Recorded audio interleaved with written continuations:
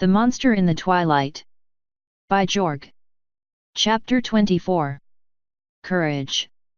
It was happy. It even looked happy, with a smiling face and mismatched button eyes, although it felt a little damp. Monster gave it a sniff once her laughter had subsided enough for breathing, but it smelled different now. It smelled of tears and lilacs, brother and sister and... No. It smelled of shining armor and cadence, of soft pink feathers that wrapped around her when she felt sad, and the musky scent of a perspiring stallion that mom. A flicker of purple and white darted through her memories, but could not escape. Monster pounced, dragging the thought back up to the surface of her mind and examining the strange face. Twilight. Mom. The rumble of falling stones blotted out the memory, blown about by fire from the sky and smashing the image of the mare with the purple-striped mane into dust. So many dead ponies, dead by her actions, dead and smashed to pieces by the power she was unable to control. Not a single living thing survived except the blue unicorn now chasing her. If Shining Armor had saved Trixie, could he have saved others from the flames Monster brought down upon them? Monster turned, ignoring the crackling flames that filled the clearing with smoke and the pitiful whine of burning timber wolves. When she would fight the dark pony, others would be hurt. Her friends. Sis and Rarity and Trixie, whom she had almost killed before. One at a time, Monster dug her hooves deep into the soft soil of the clearing and concentrated. The fear remaining in the area fought and hissed against the power she held within herself. But Monster had proven that fear could still be used to power a spell even if she could not tolerate its filthy sensation for long. The earth resonated with the touch of her friends and the hoof steps of the larger ponies who followed them.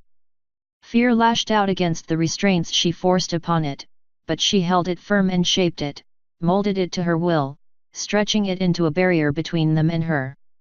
As thin as gossamer, it only could touch the mind, but none of them would be able to overcome it. They would all remain safe while Monster fought the bad pony. Monster frowned, twisting her hooves into the soft soil with puzzlement, and finally resignation. The changeling no longer resonated with the earth. He had probably been eaten by one of the myriad creatures who hunted the ever-free forest at night. She added the infinitesimal weight of its soul to the giant pile of bodies that she was already responsible for. The guilt of his death remained on Monster even though she had not killed him directly, as she most certainly would have needed to if he had eventually caught her. The words of the big changeling still resonated in her ears. "We shall have our revenge for the deaths of my children, for my changelings shall never rest until you are dead and eaten." With a shudder, Monster returned to her travel, trotting much slower and with it held carefully to her cheek. Alone except for her doll, she continued down the path to her destiny. ******. This is untranslatable, insane," screamed Tallgrass after he burst up out of the deep water for a third time, flapping frantically for air as a set of toothed jaws snapped shut inches behind his rear hooves and took another nip off his already shortened tail. Throwing his entire energy into flight, the changeling hurtled forward with one eye angled skyward until the stars suddenly obscured above him. With a snap roll, he plunged into the water again a split second before a set of serrated tentacles swept through the air he had just occupied, the flying predator screeching in frustration at missing the delightfully tasty-smelling prey.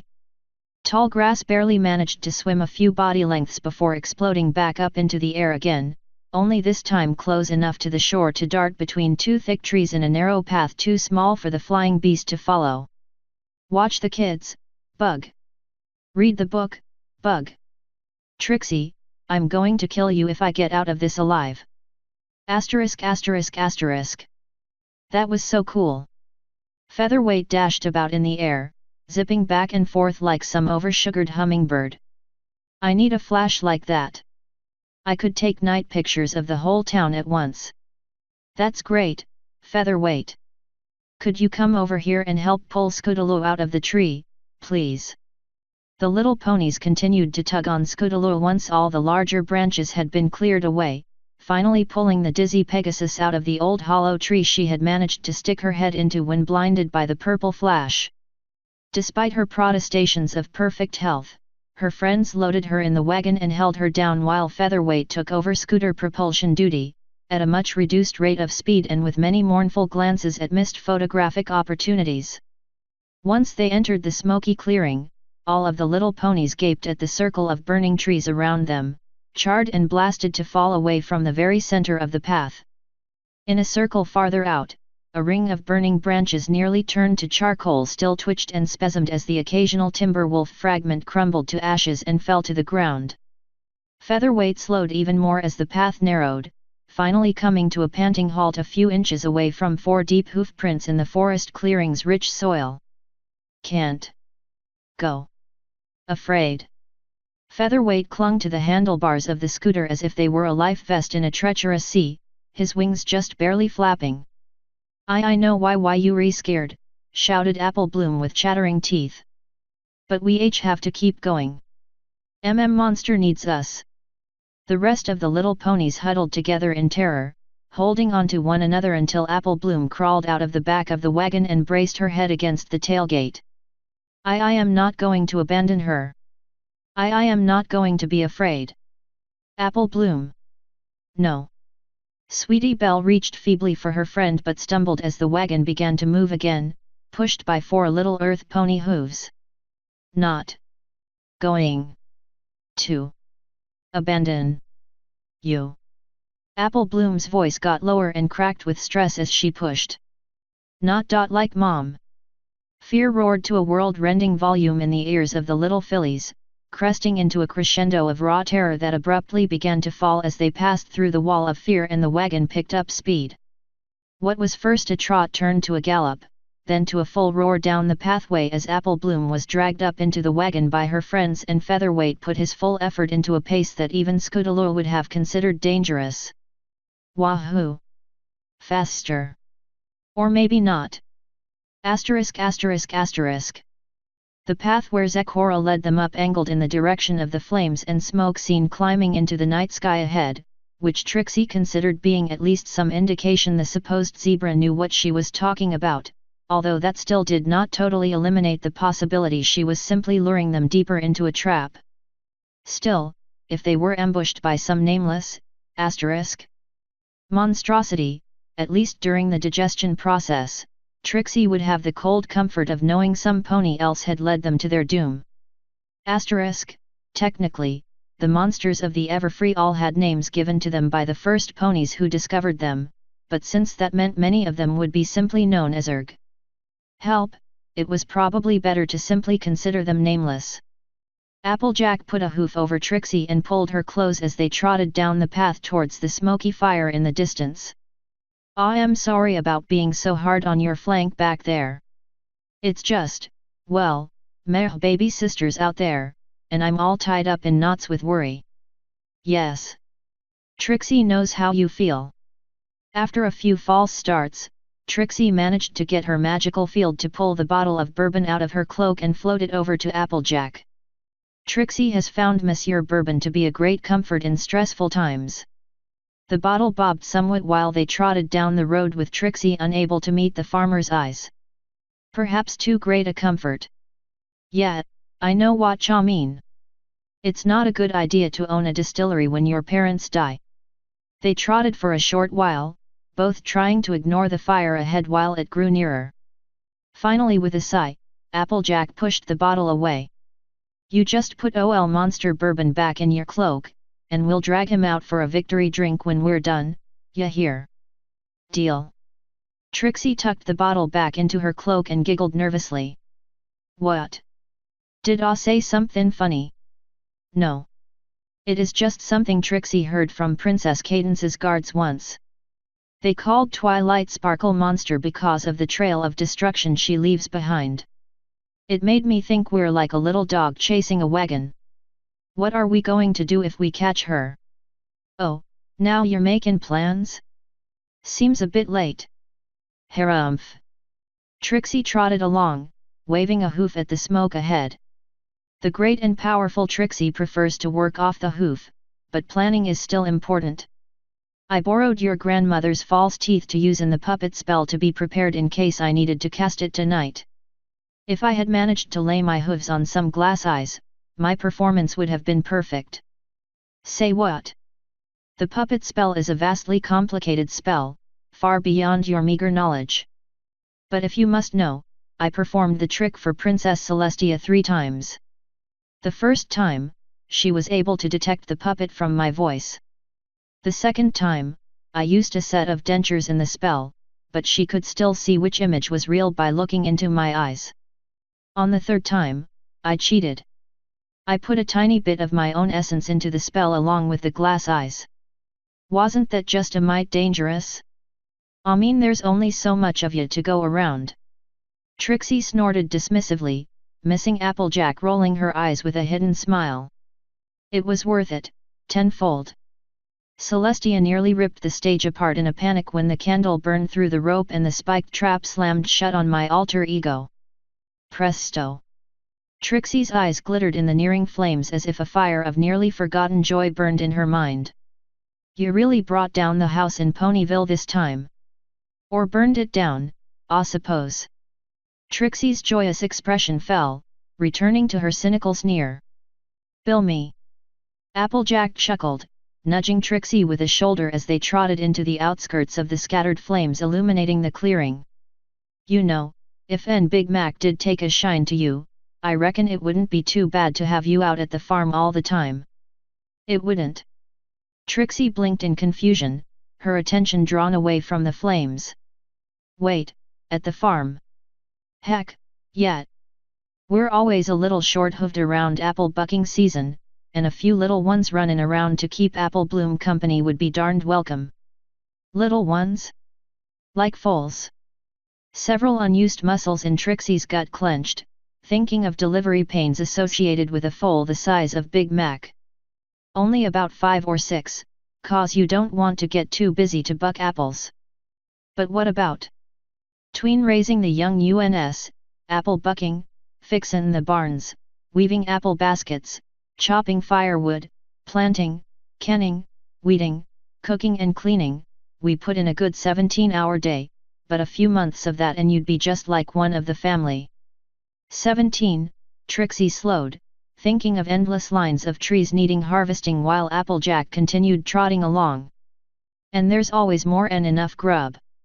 I mean, we got apple pies, apple fritters, apple dumplings, apple brown betty, apple cake, apple chips, apple juice, applesauce. Trixie interrupted rather weakly. The great and powerful Trixie doesn't really like apples all that much. Oh, don't you worry none about that. We also got us a plum tree. Oh, Applejack, called Rarity, trying to keep out of as much of the smoke as possible. Would you be a dear and stop taunting the poor dear? There's something wrong with Rainbow Dash. Asterisk asterisk asterisk. The rainbow-maned Pegasus lay curled up in a ball in the center of the clearing, well lit by the burning trees around her. Every so often, her blue coat would twitch, or a wing would shudder, the only signs of life she showed other than a rapid panting.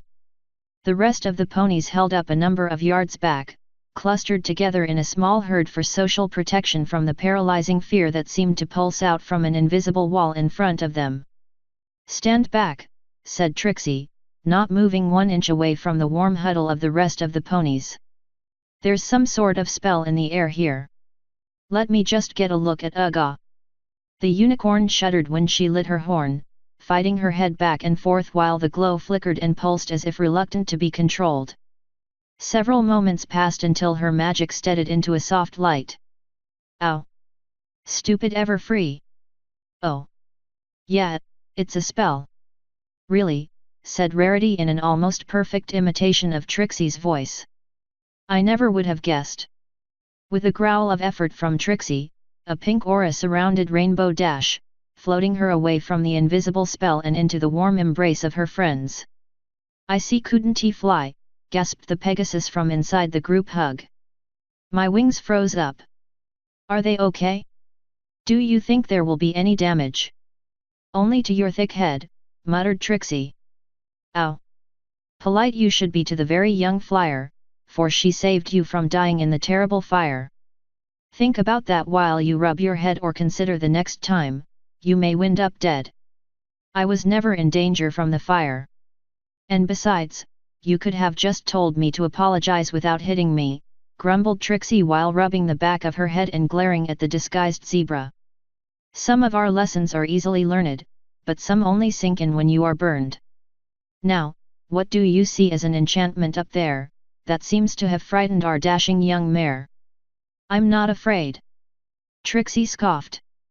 Oh, yes you were. I've seen a variant of this spell used to protect chests or rooms from unauthorized intruders, and not just in daring-do novels. There's a web of fear woven into the spell, pulled out in each direction as far as I could see. Trixie paused and glared at Zecora. Before I was hit. Getting nothing but a shrug, Trixie continued. There's always one exception to the spell, and this one's a tricky little stinker. Rainbow Dash hopped to her hooves and shook her head vigorously. Oh, no. This is just a wall, right? I'll just fly every pony over the top. How tall is it? Tall enough if you misjudge it, you'll freeze up like you did just now a couple 1,000 feet up, and make a bloody crater in the ground when you hit. Ignoring the faint whimpering from Fluttershy, Trixie turned back to the wall and began searching for a weak spot. There has to be something that bypasses it, some trick or code, but where is it?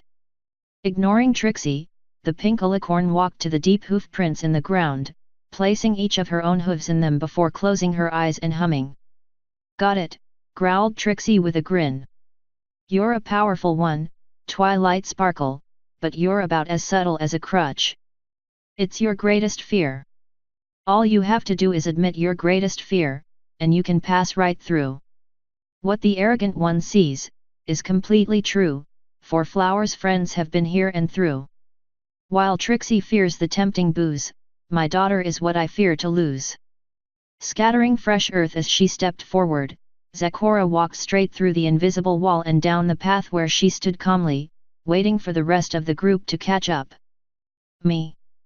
Me next. Pinkie Pie bounced forward and stopped, facing the wall like she was about to charge, before announcing, I'm afraid of losing my friends. Trixie huffed and watched the pink party pony hop casually through the wall while muttering, like that could ever happen to you. Come on, who's next? I am afraid of not being able to fly anymore. I am afraid of losing my sister.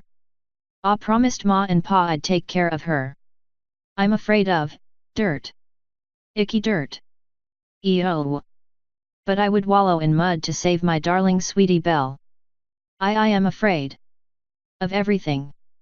Trixie scowled at the pink tail that blocked her view where Fluttershy's front legs had collapsed on the trail in front of her. Her hind legs remained locked, holding her rear in the air with tremors shaking her pink tail like some huge fluffy rattlesnake. Oh, for the love of pony kind. Just walk through it. You admitted your greatest fear. TT that's N not MIG greatest FFF. Fear, shouted Trixie. Eep, squeaked Fluttershy, in a terrified tone that nearly exceeded audible frequencies, but did not gain any forward progress more than a brief hop. Come on, Fluttershy. You can do it. Yeah, Fluttershy. You rock. Darling, you need to have faith in yourself. Think of it as a photo shoot. Eek. Fluttershy's paralyzed hind legs collapsed, allowing the yellow Pegasus to curl up into a terrified ball of fur and feathers. I don't think mentioning a photo shoot was the right thing to say there, Sugar Cube. I have had enough. Trixie's pink magic wrapped around the terrified Pegasus and propelled her down the road, landing her firmly on her belly in front of her friends. Trixie cut off the levitation spell with an angry snap and stepped forward. I'm afraid of, Trixie trailed off, looking at the 6 ponies waiting on her. It was odd. No pony had ever waited on Trixie before. They actually wanted her to succeed, and were waiting on her instead of bolting off into the forest in continued pursuit of the little menaces. I'm afraid of, there were so many things to be afraid of. Ants. Spiders. Laughter. She always hated to be laughed at on stage. Trixie knew the touch of fear every time she lifted a hoof to climb onto the stage, although she had never admitted it. There was only one thing it could possibly be, and Trixie blurted it out before she could talk herself out of it. Laughter. Trixie trotted forward, only to come to a crashing halt when a wave of raw terror swept up her legs and across her chest, holding her muscles paralyzed.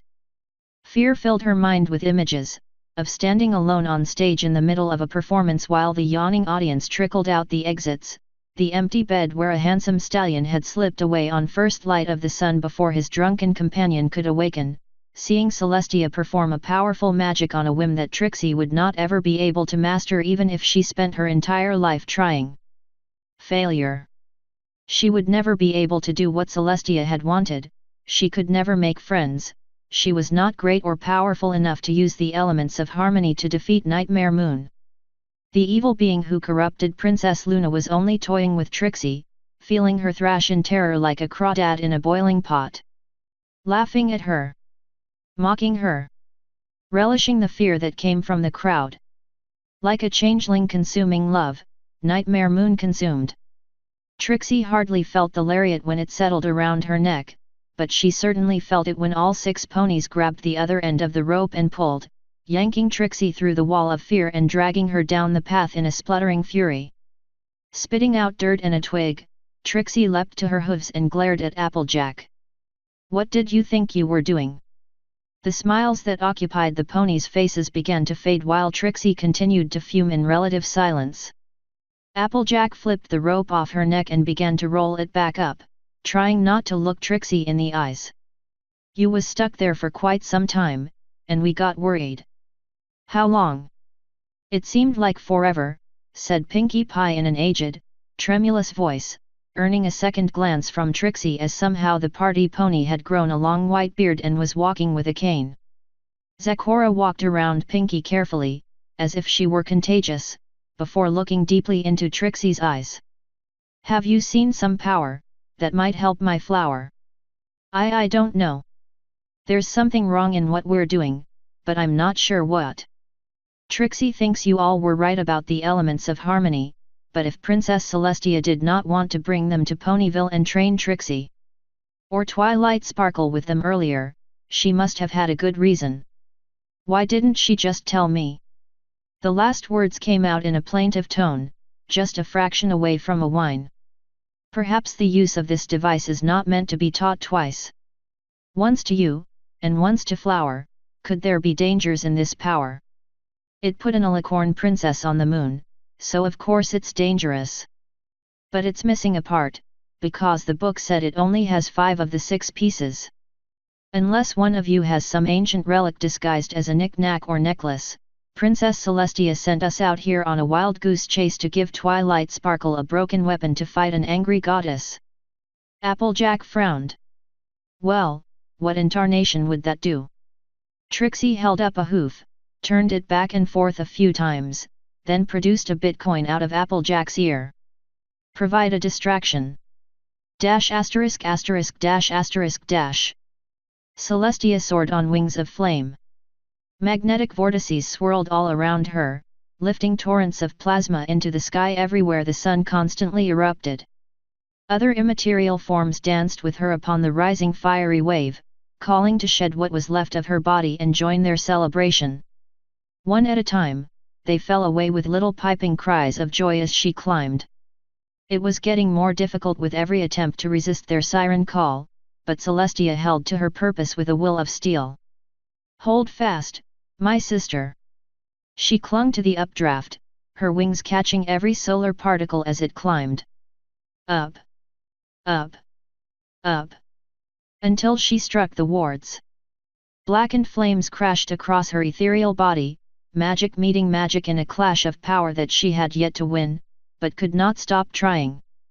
Her body twisted at the lashing agony, hurtling backwards away from the open sky where her beloved Equestria could be seen and back down into the swirling sea of fire where she floated in pain. The barely seen forms of others drifted past, calling out to her in happiness as they danced and played before being swirled away by the constant solar wind. She gathered her corporeal form about herself, and spread her fiery wings again, fighting against the little fingers that seemed to pluck about her mind, attempting to steal herself and turn her into one of the mindless beings who danced through the solar plasma. Luna would not have lasted a moment in this place, extinguished as a shadow before the flame. Celestia drew power from the sun, filling her being with might for yet another attempt at escape. If it took 1,000 years, she would leave this place, and save her sister from the shadows. I am Celestia Invicta, the unconquered sun. Hear me, nightmare. I am coming for you. Asterisk asterisk. Asterisk asterisk.